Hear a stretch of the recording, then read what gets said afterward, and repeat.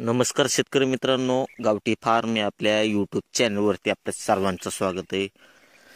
शेतकरी मित्रांनो, राजमा पिकामध्ये आपण कोणत्या तणनाशकाची फवारणी केल्यानंतर आपल्याला 100% रिझल्ट हा दिसून येईल. आपण देखील आपल्या रानामध्ये राजमा पिकामध्ये तणनाशकाची फवारणी केली आणि कशा पद्धतीने रिझल्ट आला आहे. तर मग कोणतं तणनाशक फवारायचं हे जर पाहायचं असेल तर व्हिडिओ हा आपला शेवटपर्यंत नक्की पहा.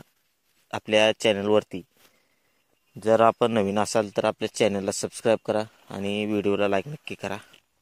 तर चला आपण व्हिडिओला सुरुवात करू. शेतकरी मित्रांनो, ह्या वर्षी जर विचार केला आपण राजमा पिकामध्ये तणनाशकाची फवारणी का केली पाहिजे, तर पाऊस ह्या वर्षी काय सुट्टी द्याय नाही. आता नोव्हेंबर महिना चालू झाला तरी पण रानाला चांगल्या पद्धतीने वापशी नाहीत, कारण की पाऊस लगातार चालू आहे. तर राजमा पीक खुरपणं किंवा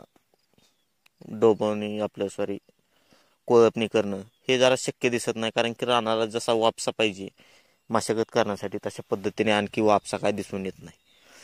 तर मग यासाठी पाऊस देखील भरपूर प्रमाणात चालू आहे आणि तण हे जास्त प्रमाणामध्ये आपल्याला दिसून यायला लागलेलं आहे. तर मग शेतकऱ्यांसमोर जो पर्याय उरतो तो म्हणजे तणनाशक फवारणीचा. मग तणनाशक फवारणी करते वेळेस आपण वेगवेगळ्या व्हरायटीचे तणनाशक आपल्याला उपलब्ध होतात. परंतु राजमा हे पीक जर आपण लक्षात घेतलं तर जास्तपणे नाजूक पीक असले, जसे की सोयाबीन झालं, बाकीचे पिकं झालं, त्या पिकांच्या तुलनेमध्ये राजमा पीक हे जरा नाजूक असते. त्यामुळे 100% रिझल्ट आणि पिकालाही कसल्या प्रकारचं नुकसान नाही झालं पाहिजे. मग असं कोणतं तणनाशक आहे, तर तुम्हाला असे 2 तणनाशक मी सांगणार आहे की जे 100% आपल्याला चांगल्या पद्धतीने रिझल्ट देतात.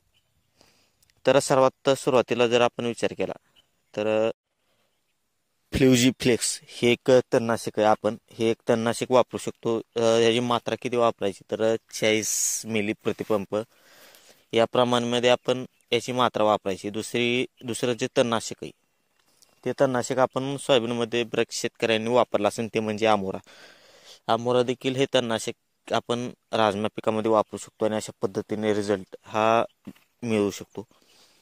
आता हे 2 तणनाशक आपण फवारणी केल्यानंतर आपल्याला साधारणपणे 2 दिवसामध्ये रिझल्ट हा दिसून येतो. तर आता आपण बघितलं असेल, जे रान आता पूर्णपणे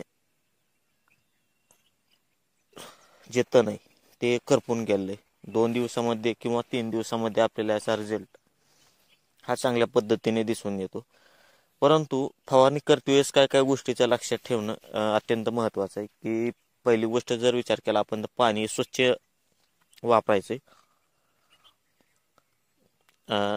त्यामध्ये आपण एक लिक्विड मिसळू शकता की जे की पाण्याचा pH हे मेंटेन करण्याचं काम करत असतं. ते एक लिक्विड वापरलं तरी आपण चालते फवारणी करते वेळेस. शक्यतो पाणी हे चांगल्या पद्धतीचंच वापरलं पाहिजे. साधारणपणे 2 ते 3 दिवसामध्ये आपल्याला रिझल्ट हा मिळून येऊ शकतो.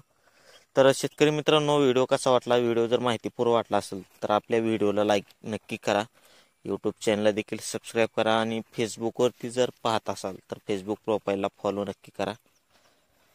तर व्हिडिओ कसा वाटला, व्हिडिओ जर आवडला असेल तर व्हिडिओला लाईक करून तुम्हाला कोणता व्हिडिओ नंतरचा पाहिजे आम्हाला कमेंट्समध्ये नक्की सांगा, की जेणेकरून आपल्याला असाच माहितीपूर्ण व्हिडिओ आपल्यासाठी बनवून यूट्यूबवरती आणि फेसबुकवरती अपलोड करण्यात येईल.